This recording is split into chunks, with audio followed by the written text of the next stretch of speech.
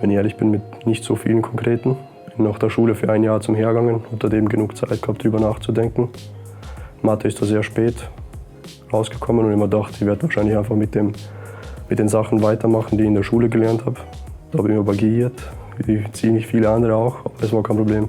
Wir haben noch zusammen durchgebissen und es war einfach der Wille da, dass man das weitermacht und auch der Reiz, weil es nicht jeder macht.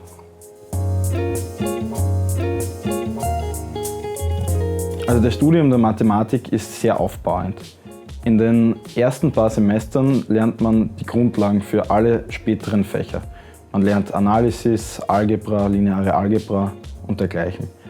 Aber später spezialisiert man sich dann und ich habe Technomathematik ausgewählt. Dort analysiert man Gleichungen, die aus verschiedenen Anwendungen wie Physik, Elektrotechnik oder auch Biologie kommen und lernt sie effizient mit dem Computer zu lösen. Was sehr wichtig ist, denn die meisten dieser Gleichungen lassen sich mit Stift und Papier nicht lösen. Deswegen muss man sie vorher genau analysieren und sich Methoden überlegen, sie zu lösen. Mir gefällt, dass man mit Mathematik eigentlich in jedem Fach ein bisschen mitmischen kann, von Physik bis über die ganzen Ingenieursfächer, die auf der TU im Angebot sind, weil einfach viele dieser Disziplinen der Großteil davon auf der Mathematik aufbaut. Und als Mathematikstudent hat man dann leichter, sich in diese Gebiete einzuarbeiten.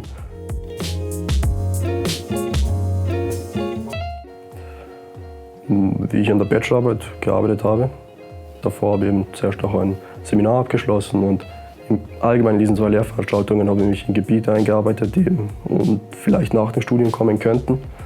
Und da habe ich auch gesehen, wo die ganzen Sachen angewendet werden, die ich hier lerne. Und da sind einem sehr viele Lichter aufgegangen, auch in Fächern, die man glaubt schon bestanden zu haben. Und man sieht dann einfach, das Bild wird klarer, was man da alles gelernt hat.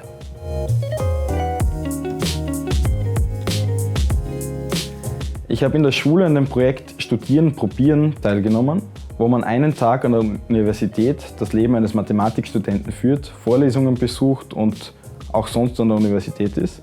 Dadurch hatte ich schon eine grobe Vorstellung, worum es im Studium geht.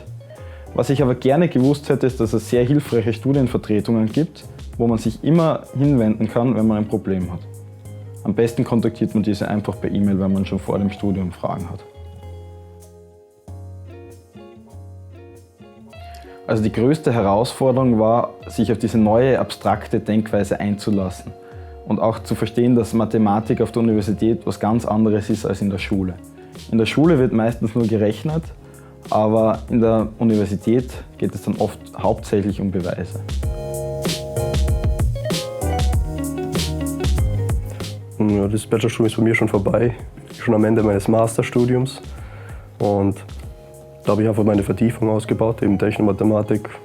Es hat mir gefallen, einfach die ganzen Simulationen und zu lernen, wie man gewisse Sachen am Computer darstellt und wie man sie berechnet. Und es war auf alle Fälle großartig. Im Masterstudium hat man wirklich eine riesige Auswahlmöglichkeit, von Codierung bis Bildverarbeitung bis in Mechanik und sogar Finanz- und Versicherungswesen kann man sich auch, wenn man will, anhören. Das hängt nachher von der Vertiefung ab.